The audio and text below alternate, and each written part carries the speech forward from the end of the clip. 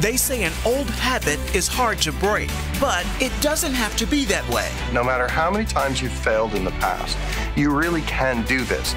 Learn how to stop and go and retrain your brain along the way. So what you really need to do is to turn that into a positive goal. Then, how victims of ISIS are getting a brand new start. I want to show God's love and be an example to people. On today's 700 Club.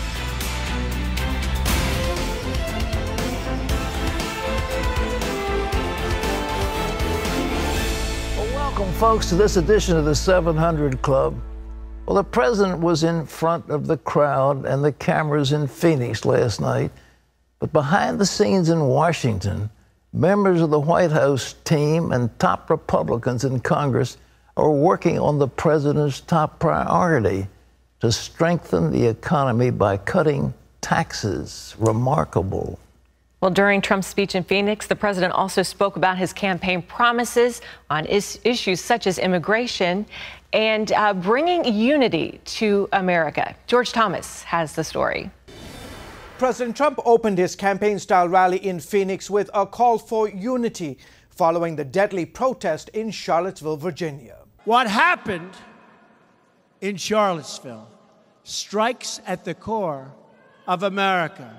And tonight, this entire arena stands united in forceful condemnation of the thugs who perpetrate hatred and violence. He faulted the media for misrepresenting his response to the protests. They don't report the facts, just like they don't want to report that I spoke out forcefully against hatred, bigotry, and violence, and strongly condemned the neo-Nazis, the white supremacists, and the KKK.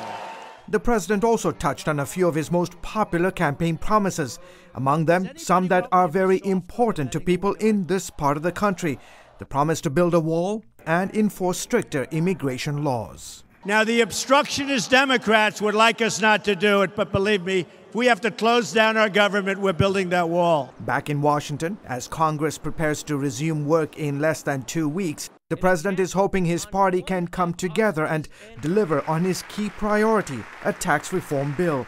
According to Politico, some of the president's top aides and Republican leaders have apparently found consensus on the basic outline of a tax plan. It will be up to Congress to flesh out the details of any such plan and turn it into a bill, but the White House is reportedly focused on getting a tax measure passed this year, especially after the Senate failed to repeal and replace Obamacare. Meanwhile, some potentially good news on the economic front. The Atlanta Federal Reserve is currently estimating the economy will grow at 3.8% in the third quarter, well ahead of the 1.9% in the first half of the year, and far better than President Obama's final year in office, just 1.6%. Still, the pressure is on for this White House and Republican lawmakers to deliver a big win before next year's elections. And they're hoping a tax bill will be that big legislative victory. George Thomas, CBN News. Well, thanks, George. You know, despite what you read in the New York Times, the Washington Post, or listen to CNN, the people are getting together in Washington to get this tax cut through is so important for our economy. It's so important for America. Well, with us right now from Washington is Stephen Moore. He's an economist with FreedomWorks, and he's an advisor to the Trump campaign. Stephen, welcome back. Hey, it's good news, I think, that those folks are working together. They've actually got a framework of a plan right now. You got it, Pat. And by the way, let me step back a minute, and because that report we just heard was so important. 3.8% growth, Pat, in the third quarter. Now we're about 7 weeks. We're a little over halfway through the third quarter, so this is a preliminary estimate. But 3.8%. I mean, my goodness, if Barack Obama ever had 3.8% growth, he would have done cartwheels down Pennsylvania Avenue. I mean, this is an incredible number, especially given that the economy was only growing at about 1.5% in Barack Obama's last year in office. What I'm saying, Pat, is the economy has ramped up big time. It has shifted into a faster gear because of Donald Trump's policies. He's always talked, and when I talked to him, we always talked about two things to really improve the economy. And it's very Reagan-esque. Get tax rates down and get regulations off of the back of business. the second half of that, he is doing big time right now, Pat. There was a new study that came out by my friends at the Competitive Enterprise Institute that finds that the number of new regulations has come to a screeching halt. And those regulations impede business, they impede higher wages for workers, and they impede hiring more workers. So this is a big deal. Did you know, Pat, for every new regulation under Donald Trump, 16 regulations have been repealed. So this is a pro-growth president, but you asked the right question. How are the Republicans going to get this tax cut done? Because I think that's the missing piece of the equation right now. Well, Steve, let's look at some of the elements of that. As I understand, they're really going to stick it to these high tax states. If they take away the deduction for state taxes, that's going to be a body blow to California, New York, and these high-tax states. I mean, the Democrats' strongholds, they're going to scream like wounded eagles on that one. How the Republicans will get through that? Yeah, well, Chuck Schumer is not a happy camper right now from New York, that's for sure. But this is the most unfair tax deduction in the tax code because, you know, there are 9 states right now, Pat, that have no income tax at all. States like Tennessee and Texas and Florida and New Hampshire and Nevada, and I could name all of them. Those states, you know, they don't get the write-off for their taxes, but those high-tax states that you mentioned, like New York and California, my home state of Illinois, Connecticut, New Jersey, they get these big write-offs. And by the way, I just got back, you know, from vacation. I was in California. You know, one of the most beautiful places on this planet is California, and it's amazing how liberals have destroyed that state because it is such an amazing place. But California, do you know what their highest income tax rate is today in California today? Just take a wild guess, Pat. I don't know, 15%? I keep 13.5%. 13.5%. Yeah. So you can live in California and pay 13.5%, or you can move to Nashville, Tennessee, and pay 0. So we're seeing people, if you want to see the effect of lower taxes, look at the migration that is happening in this country out of those high tax states like Illinois and Connecticut and New Jersey and New York to the states like Texas and Florida. I was in Florida also a couple of weeks ago, and all I saw was people with California license plates. He said, I'm out of here. I can't afford to live in California anymore. So I do think we ought to get rid of that deductibility of the state and local taxes. There's another one they're putting on the table, which is a sort of a darling of the housing lobby, that they take away the deduction for mortgage interest. How's that going to work?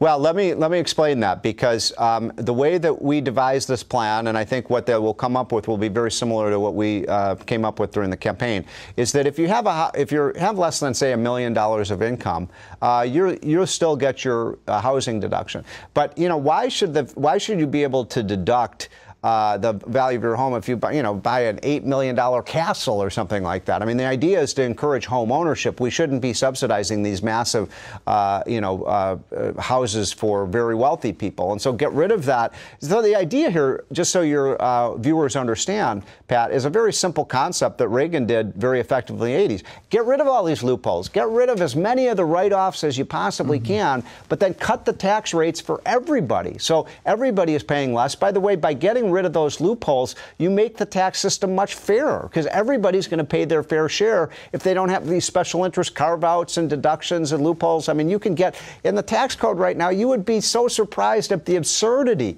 of some of these deductions. You know, it's an 80,000-page tax code. Can you believe that, Pat? 80,000 pages of regulations and loopholes. You can get write-offs for, windmills, bull sperm, all of the racetracks, all of these things. Just get rid of it. Make it simple. I love the idea, Pat, of the postcard tax return, where you can literally fill out your taxes in 10 minutes. All right, it's got to go through Congress. So what's the deal? I mean, I've had on this program the chairman of the House Ways and Means Committee. He's a brilliant guy, terrific guy, and his plan is so simple. Will the Republicans in the Senate go along with this, do you think?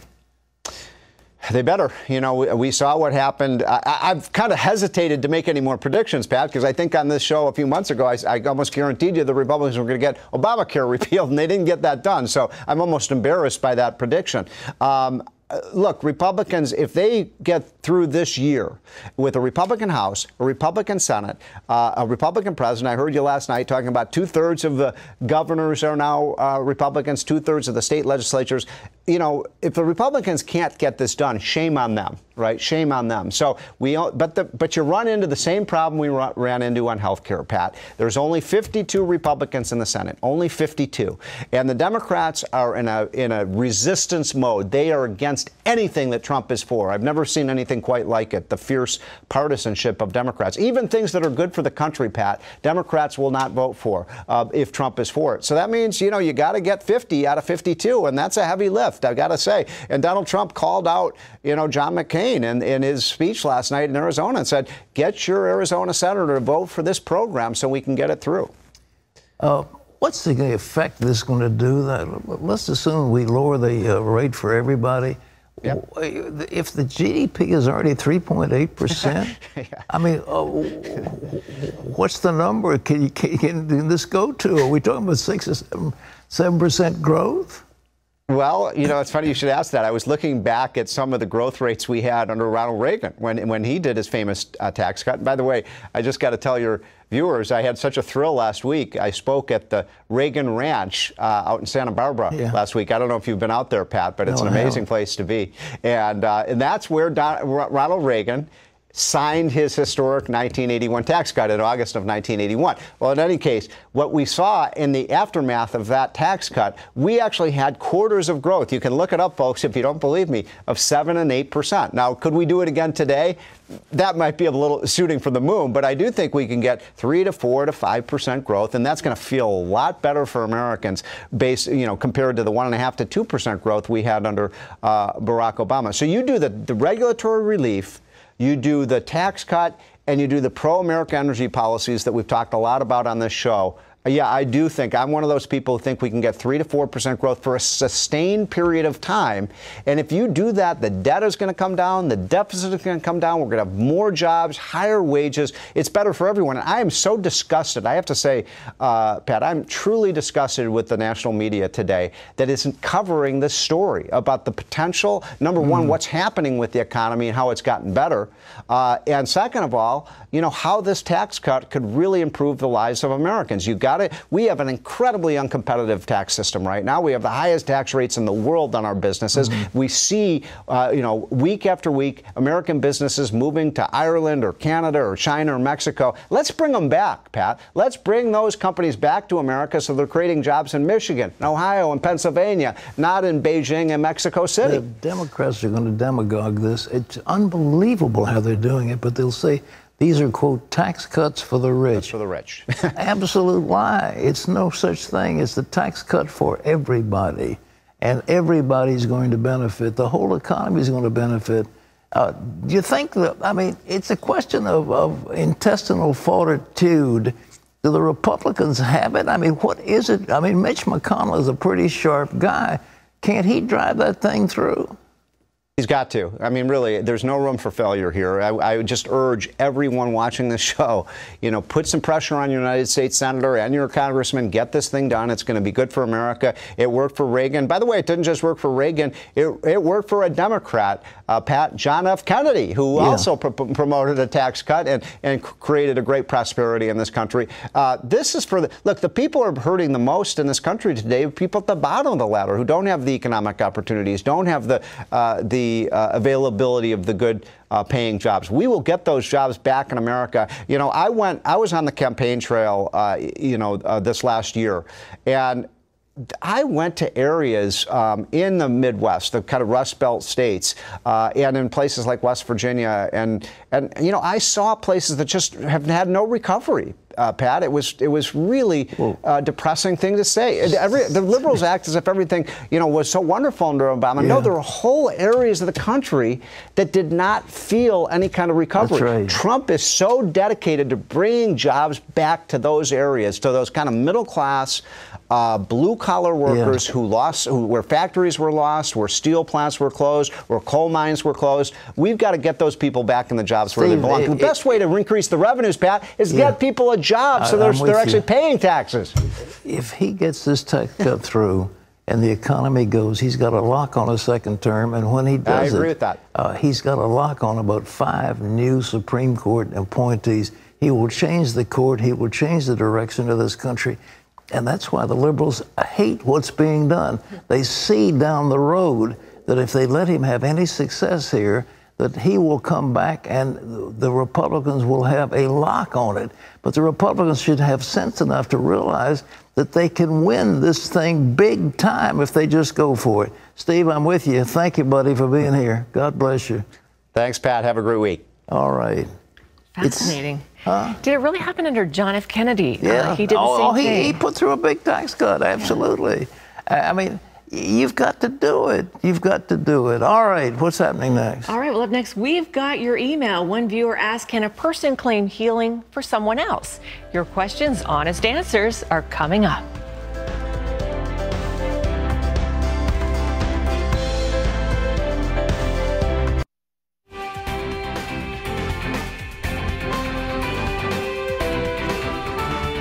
Well, it's time for your email questions, and we're going to get some honest answers from Pat, who's with us. This viewer writes in, can a person claim healing for someone else? I claimed healing for a person close to me. I've had extreme peace in my heart since your word of knowledge for this person's condition.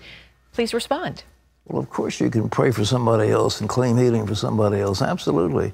People are praying, let's face it, they're praying for their children all the time. They're praying for their spouse. They're praying for their neighbors and friends. Of course you can. And you've been benefiting from a lot of prayer as well. Oh, have I ever? Give us a quick update on your healing from the horse accident. The worst accident in my entire life, and I am up and around, walking and going strong, and it's amazing. I mean, in a matter of a few days. The ribs are healing nicely. Well, I don't know about my ribs, but they don't hurt. So Praise the Lord. I've got one of those machines you blow into or you breathe into, and it's setting new records for me. So I'm good. Well, praise the Lord. We'll keep praying for Pat. All right. Wayne says, I began having sex at the age of 10. Then I started dating at age 15 and was married by 18. I've been divorced 3 times. I always seem to go after women who have had previously been mistreated and felt it was my job to show them how a woman should be treated. I now realize I should have prayed for them, not married them.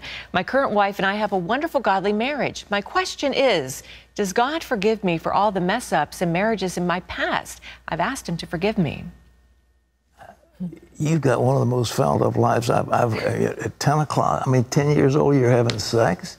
10 years old, you're having sex? And dating at 15, married by 18. Well, I can understand the dating at 15, but the other. In any event, the answer is God, of course, can forgive you. God forgives all sins and blasphemies given among the sons of man. God is a forgiving God. He doesn't, look, God doesn't want to condemn you. God does not want to condemn you. What he wants to do is to see you in his service, to be a useful member of the community you live in. And what does the Bible say? Having a conscience cleansed of good works that you might serve the living God. That's what God wants, all right? All right, Sharon says, in reference to Psalm 103, I've heard some say that the verse where it says he forgives all of our sins and heals all of our diseases doesn't refer to actual healing of our bodies and minds, but something else, because not everyone gets healed. Please clarify this. Well, he does heal our diseases. If you look at the, Isaiah 53, he's talking about the atonement, and, by his stripes we're healed. And the healing has to do with physical. He bore upon himself our sicknesses, our infirmities, and our diseases. And so the answer is he does heal it, but it doesn't necessarily mean he heals everybody just because it says, he heals our diseases. When you come to him, he'll do it. He forgives our sins. Does he forgive all of sin? No, he doesn't forgive all sin because all people don't ask him. So the answer is that is for everybody, and I think you ought to take it. All right. Amen. Joe says, work routinely schedules me during every Sunday and midweek service. What should I do about that? I think what you're going to have to do is make an accommodation with your employer. Say, look, I've got to serve the Lord, and you're not allowing me to do it. I believe that the time may come that you have a parting, but talk to the person who hires you, talk to your employer, tell him your problems, and see if he or she won't agree with you. If they do, then you won something. But if not, it's time to look for another job. Does he have any legal rights, religious freedom at all? I think the idea of an accommodation for religious activity is pretty much built into our law these days. Mm-hmm. So, yes. So you might want to check into that, too. Yeah, okay. All right, Kathy says, I have been a Christian for many years. What if I trust God with my soul, but not with my life? How can I believe that God wants good for me when almost nothing but bad happens to me? I think it's your mind. It isn't God. It's your mind. You're asking for stuff. You know, a man shall eat good by the fruit of his lips. What do you declare? What is your, that statement you just made, a declaration that you got nothing but bad coming your way. Whereas you say, this is the day the Lord hath made. I will rejoice and be glad in it. God is on the throne. His blessing is upon me. Blessed the Lord, O my soul, and all that is within me. Bless his holy name. And what is the Aaronic blessing? May the Lord bless you and keep you. Speak those things. Speak positively when you think that way. And you're bringing curses on yourself. All right, one last question. Joyce says, what does it mean to heap coals on your enemy's head? Well, in the old days, if your fire went out, it doesn't mean to burn your brains out of the guy. But if your fire went out, then they carried the coals on their head to start the new fire. So it was an embarrassment. So that's what it amounts to. Keep coals of fire. Well, that's what it meant. It meant you screwed up, you let your fire go out, and somebody has to put coal in your ear. That's what it's not burn your brains out. All right. I pictured my grandparents back in West Virginia. In a basement, they had a big coal burning furnace, and they'd have a huge pile of coal down in the bottom, and they'd put it in there. So I kind of we had the same thing in my house. I mean, we had one of those deals that there was in the old days, we had a shovel and we shoveled the coal in. That's how they did it. And then at night, you had to bank the embers and so forth. Coal dust over everything. If the fire goes out, to heap coals of fire on their head meant that you have let your fire go out. I think I'm saying it right. Not burn up his head with the fire. All right. Well, okay. Thank you for those questions. God bless all of you. We appreciate hearing from you. I hope that answers some questions. Yes, some great, honest answers. And, I just have to say, Pat, that I don't know anybody who could get thrown from a horse, break 7 ribs, have a ruptured spleen and a broken thumb, and be back at work in a week. So we are just thanking God. Well, I think it's important to be here. And I love being with you and with our friends. And I hope I can be a blessing to people in this audience. Well, we'll be praying for you. So it's good to see you, and you look amazing. Thank you. Well, up next, the science behind bad habits and how to break them. The thing about habits is we do almost all of them mindlessly, so you can't make a change in it until you make that mindful. Learn more when our Protect Your Brain series continues right after this.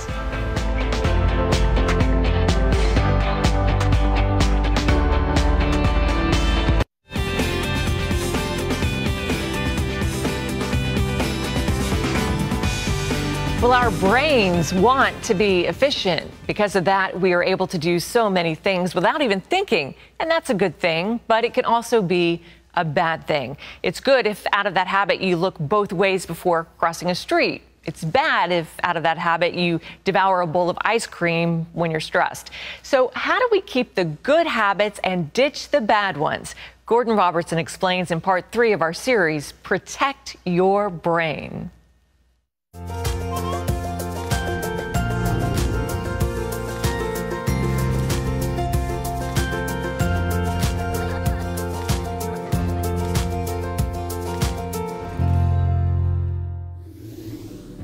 We all have them. In fact, it would be almost impossible to get through a day without them.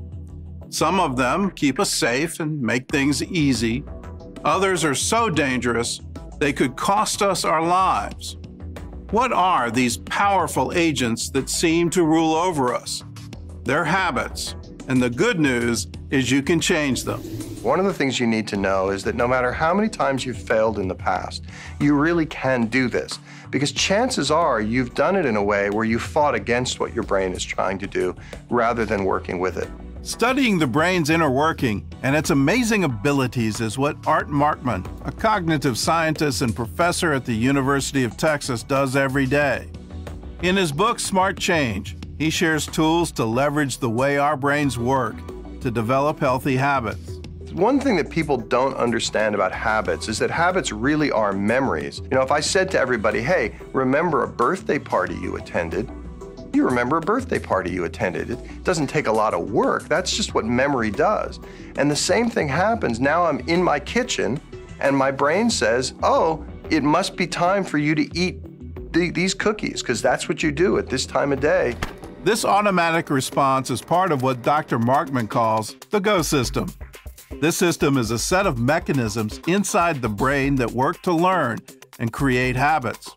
Once these habits become established, we don't have to think about them anymore. So when you drive a car, use a smartphone, or go to your grocery store and quickly find what you want, you are experiencing the benefits of the GO system. So whenever you repeat a set of actions in a particular situation, you eventually develop a habit to do that mindlessly. So the GO system is constantly driving you to do stuff. When you want to make changes to your habits, you have to put the brakes on your GO system.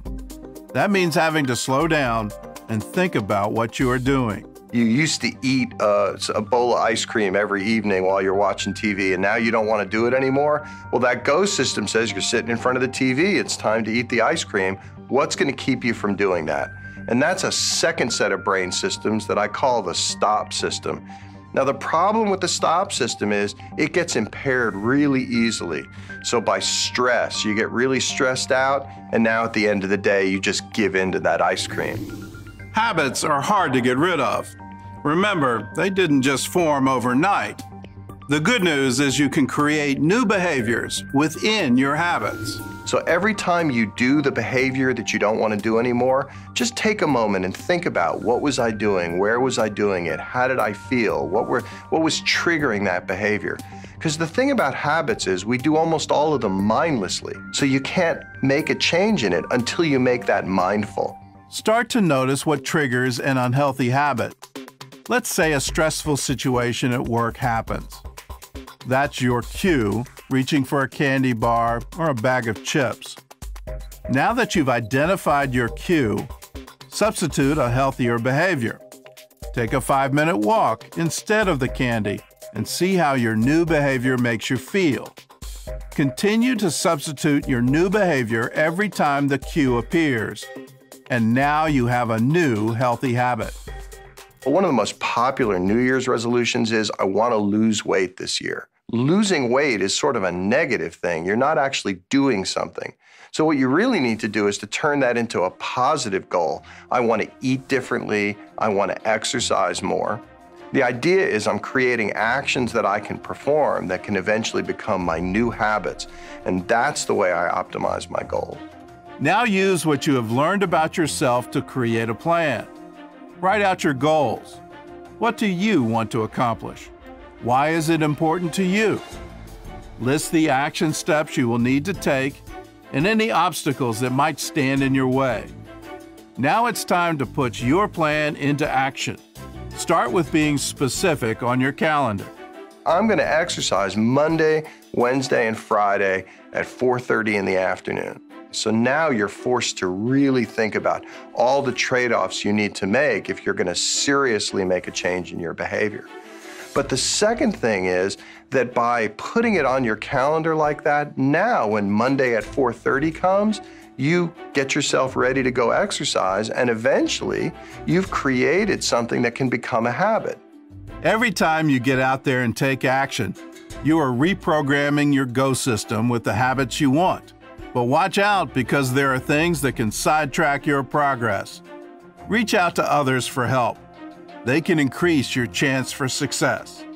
If I'm trying to eat less and now I'm really stressed, maybe now this is the day I need to go out with a friend and do something else rather than sitting in my kitchen where all my food is completely available, so that I'm not relying on the stop system to keep me from doing the thing I don't want to do. Joining with people who are succeeding where you want to succeed makes changing your habits a lot easier. Turns out other people's goals are actually contagious. Maybe you're not so excited about exercising, but you've got a friend who really loves to walk every morning and you like that friend. Well, you know what? Hitch a ride with that friend and every morning have that friend come by and now you'll go walk together for a half hour. Another thing you can do is prepare your environment for success. Get rid of anything that might tempt you and keep you from victory. So if that bowl of ice cream is calling your name, show it who's boss and throw it away. So there I am, it's 10 o'clock at night and I want to pull out that ice cream and it's not there. Well, now I go on and do something else instead. So we can manipulate our environment in ways that make those desirable behaviors relatively easy to do and the undesirable behaviors hard. Setbacks are going to happen. When they do, stay positive. You might lose a battle here and there, but you want to win the war. If you had a friend who was trying to change his or her behavior and they had a bad day, what would you say to them? You wouldn't say, oh, give up now. You'd say, no, keep at it, you're doing great. Well, you have to give yourself the same amount of compassion that you would give to someone else. One of the best ways to ensure that your habits will last is to reach out and help others. Become a mentor.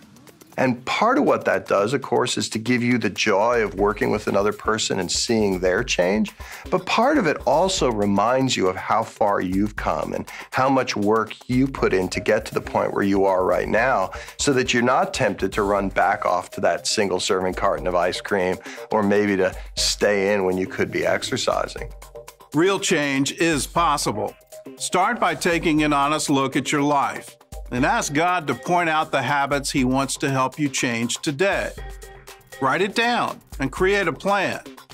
Proverbs 27 verse 17 says, "As iron sharpens iron, so a friend sharpens a friend."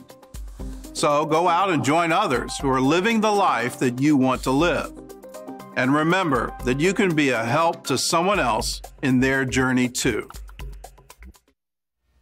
Great advice, Gordon. Not sure I'm quite ready to give up my ice cream, but I'm going to work on it. All right, so that was part 3 of our Protect Your Brain series. This DVD is our free gift to you, and it contains all 5 segments. Here it is. It's called Protect Your Brain: 5 ways to stay mentally sharp and brain healthy.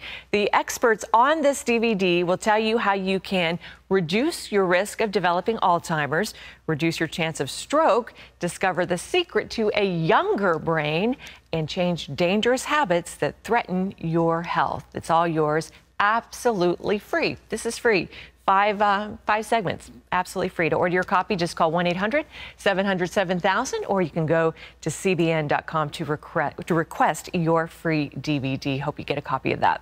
Well, still ahead, inside a village where people once starved to death, and the thirsty once had to drink cow's blood to survive. Now it's fertile ground thanks to a unique partnership and an answer to prayer. That story is coming up, so don't go away.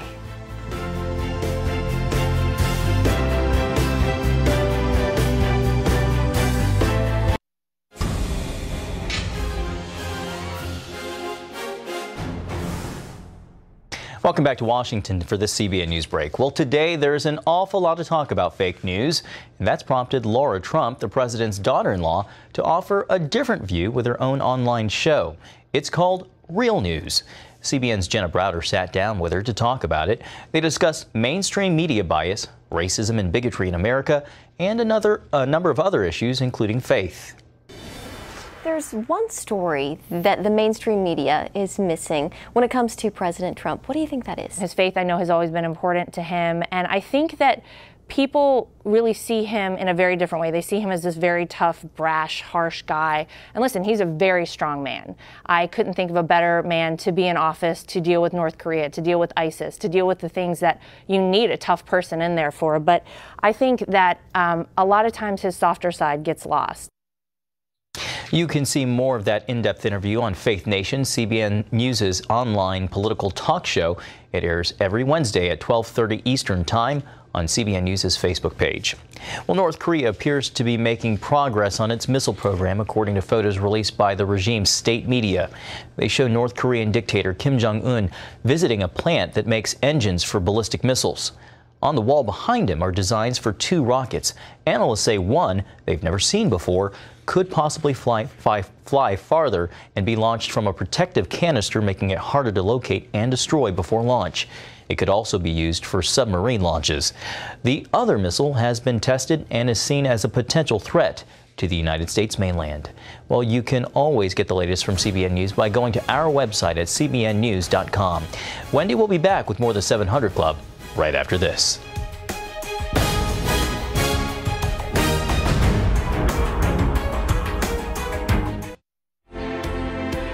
To see this week's most viewed stories, go to cbn.com.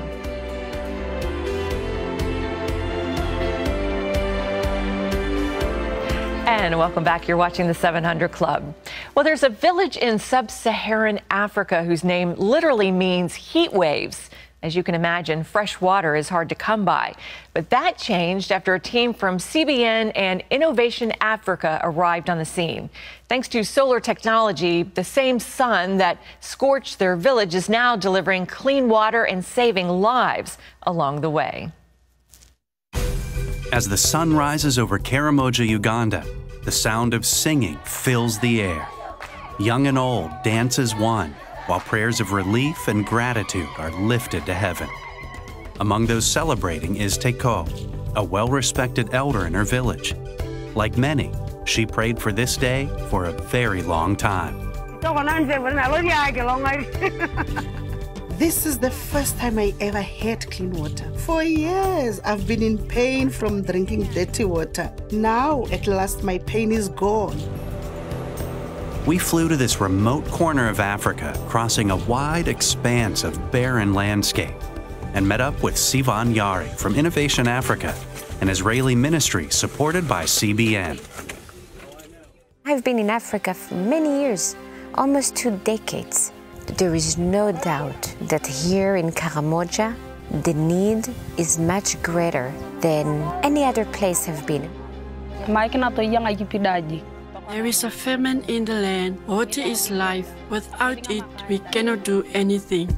Before the wells were drilled here, daily desperation consumed people's lives. They did what they needed to survive, as death crept around every home. Each morning, people start fires, some clean their homes, and others harvest reeds or chop wood. But every family had one main goal for the day: finding water. In times of drought, we go very far in search of water. The water is always dirty. My whole family has been sick because of it. Many are forced to share their water sources with animals. After chopping wood all day, I went to our spring to drink water, but the cows trampled the water and it was too dirty to drink. As I walked back home, I almost fainted. Out of options, she went back to the murky pool, bent down, and drank muddy water she shared with cattle. In the peak of the dry season, sometimes there isn't even muddy water. This region is called Nakapirapret, which literally means heat waves. We've all tried to grow crops, but at times like this, there is nothing we can do. The sun burns it all. They don't know from where to get water. There is no water to be found. And and if the mothers are able to find some water, most of the time it's so contaminated, and they know that most likely it will make their kids sick. Many of them are praying that their children will not die from thirst or from the contaminated water, but they have no choice. I remember walking an entire day in search of water. I spent hours digging without finding any. I was very weak and it took me 8 hours to get home. I saw someone with a little bit of water and whispered, "Please help me, I am thirsty." But the children had already finished it. I fell down exhausted. My throat was too dry to speak, so I whispered a prayer to God for water. When the crops fail and they have nothing to eat, people pick tree leaves. So this is what they subsist on. Hardly has any nutritional value at all. And it doesn't taste like much of anything. It's just sort of bitter. Now, most of the time, they'll boil this in muddy water and salt. And Teco tells me that when there's no water at all, they'll boil this in cow urine. Instead of coming home empty-handed, we bring the cow urine. You drink it or use it for preparing food. After drinking it, you feel like vomiting. But when you vomit, nothing comes out because you are starving. Many people suffer from a condition called brucella from eating contaminated food. One of my children lost all of his hair and had open sores on his head. I knew it was because of the urine and dirty water. I don't think that people are realizing how harsh is it for so many people. The starvation is forcing people to eat leaves, mice, drinking the blood of their animals just to survive. In times of famine, we drain some blood from a cow and drink it to survive. We don't normally do that, but when there is nothing else, we have to. The cows don't die from the bloodletting, and they're not killed for their meat. They're kept, so drinking blood can always be a last resort for survival. Not one family has been left untouched by the lack of water. Many, including Lucia, have dealt with death. I remember when I was pregnant, I was carrying water home from the contaminated stream. I had been sick for days from drinking the water. A terrible pain tore at my inside, and I realized I was having a miscarriage. I thought I was dying. I got very cold, and every part of my body ached. It felt like my life was over. I know it happened because of the water. Sivan saw firsthand what happens to the elderly in times of drought and famine. I don't understand. What? An old woman. Yes. Yes, helpless, but she's about to die of hunger. There's no food. She's about to die? When I arrived, I couldn't believe it. And when I went to the first village, I saw elders that are dying from hunger.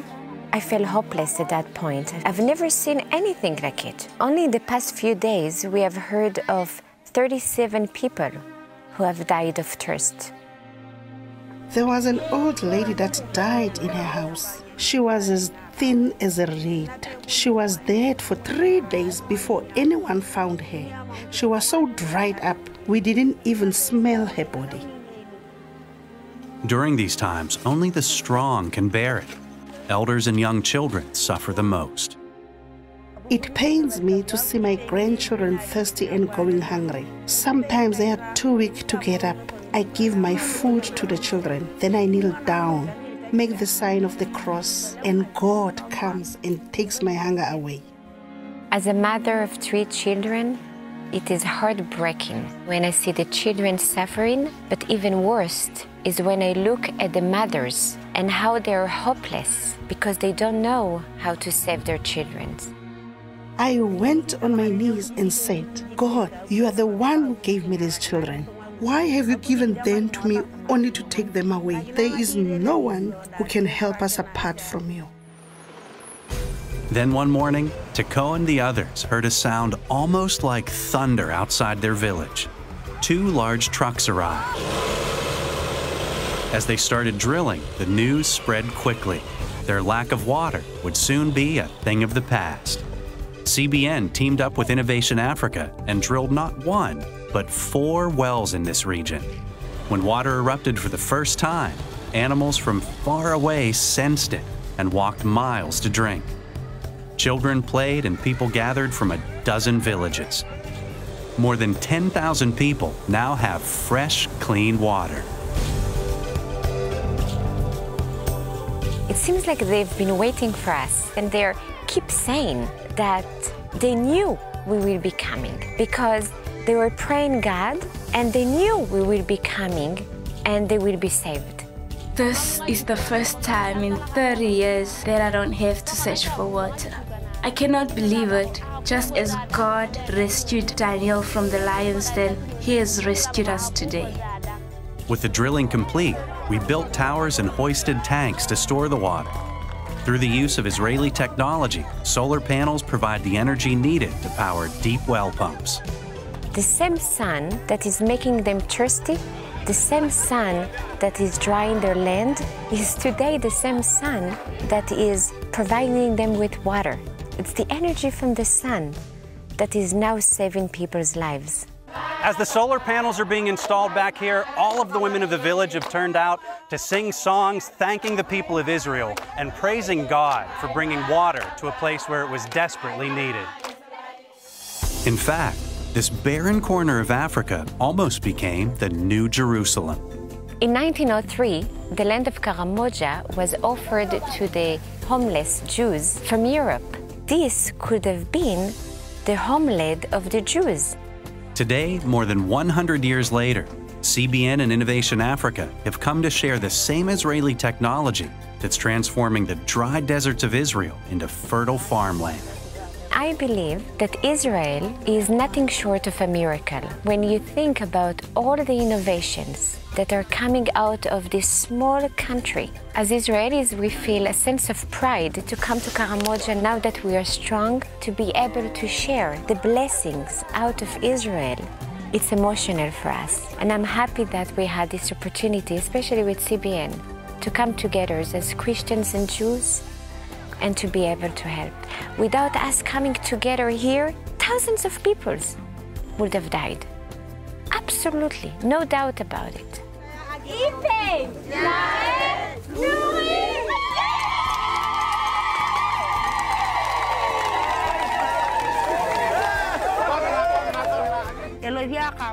I cannot believe it. My grandchildren are really enjoying the water. Now they can drink water whenever they want. I love drinking the water. It tastes so good. It is priceless when we are seeing the joy in the eyes of the mothers, the hope when water is flowing. It's worth everything. And I wish that the donors could see it and understand the impact that they are making in the lives of so many people. We gave all of the families here seeds to start new gardens. We're also giving them food to help them get by as their crops begin to grow lush and strong. Just as God has blessed the water, He will bless the seeds you have brought. The towers and tanks provide enough pressure to pipe water a mile or more to nearby villages. People gladly work together to dig trenches and lay pipes so their villages can have water too. With fresh, clean water, sickness has drastically decreased. Lucia and her family even welcomed a healthy baby boy into the world. Having water has changed our lives. Everything is better. We can finally grow our own vegetables and even sell them at the market. Once they have access to water, everything changes. They can wash themselves. They're no longer thirsty. They grow food. Children can go to school. People are healthier. It is so wonderful being clean. Before, we only washed during the rainy season. Once the season ended, we stayed dirty, sometimes for 9 months. Now, I bath every day. I am so grateful. Just hours after the first taps were opened, people did laundry as clean clothes waved in the wind. Cook pots boiled, and streams of people gathered water to take home. I know that God has answered our prayers. The grandchildren of my children will not suffer like we have suffered. What we are doing here, it's not only for now, but it's for many generations to come. It's the beginning of a better future for even centuries to come. Thank you for bringing us water. I love you all very much. God is so great. He has answered our prayers through the people of Israel and CBN. Thank you. May God bless you all. Have you ever seen anything like that? We just take water for granted, but for them, it changed everything. literally everything. And if you're a CBN partner, you're a part of that. And we just want to say thank you. As a way of saying thanks, we have a new DVD for you called Miracles. This is our gift to you when you join the 700 Club, the number on your screen, or you can log on to CBN.com and you can be a part of making life-changing decisions like that. Well, thank you for joining us today. Pat will be back tomorrow as he continues to recover from his horseback riding accident. And we leave you now with the popular band called Far From Home performing Come Thou Font. God bless.